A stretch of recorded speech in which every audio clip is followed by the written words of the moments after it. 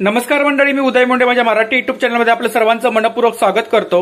तर मंडळी, आज मी तुम्हाला आमच्या मालवणी पद्धतीने अंडा मसाला रेसिपी शेअर करणार आहे। तर या ठिकाणी मी 5 अंडी घेतले शिजून मी साली काढून घेतलेत। तर आता मी काप करून घेणार आहे। त्याचप्रमाणे मी इतर काही साहित्य घेतलंय। कढीपत्ता, रेग्युलर वापराचे मसाले घेतलेत, थोडीशी कोथिंबीर, 4 ते 5 लसूण पाकळ्या घेतल्यात, 4 ते 5 टीस्पून गोडा मसाला घेतलाय, हिंग, मीठ आणि फोडणीसाठी तेल। तर गॅसवरती आपण लंगडी ठेवली आहे, त्यामध्ये आता आपण तेल ओतून घेऊया। तर तेल आता आपलं गरम झालंय, त्यामध्ये लसूण टाकून घेऊया, थोडासा कढीपत्ता, थोडासा हिंग।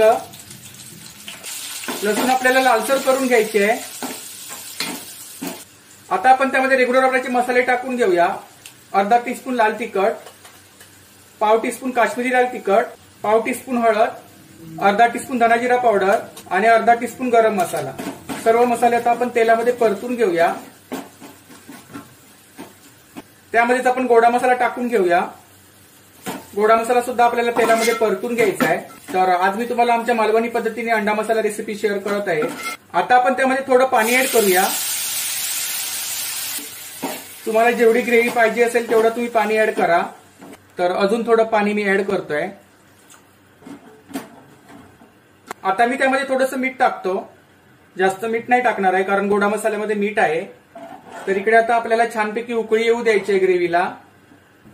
तर इकडे पाहू शकता ग्रेव्हीला उकळी आली आहे। तर इकडे मी 5 अंडी घेतली होती, तर आता आपण सोडून देऊया ग्रेव्हीमध्ये। तर अंडी शिजून मी साली काढून घेतली आहेत, अशा प्रकारे काप करून घेतले आहेत। जर तुम्हाला काप नाही करायचे असतील, अशीच सोडायचे असतील, तर सुरीने वरून थोडेसे चीर पाडा आणि आतमध्ये सोडा। काही जण तेलामध्ये सुरुवातीला फ्राय करतात आणि आता आपल्याला ढवळायचं नाही आहे, हळूवारपणे हलवून घ्यायचंय पातेलं। तर अशा प्रकारे हळूवारपणे आपल्याला हलवून घ्यायचे आहे। आता आपण सर्वात शेवटी बारीक चिरलेली कोथिंबीर टाकून घेऊया वरून। तर जास्त मी पातळ नाही ठेवणार आहे, थोडं घट्टसरच बनवणार आहे। तर मंडळी, फायनली आपला अंडा मसाला रेसिपी तयार झाली आहे।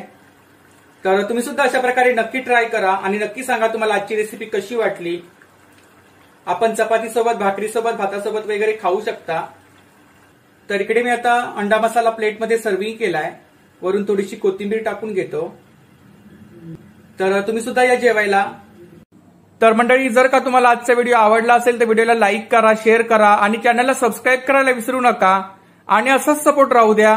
धन्यवाद।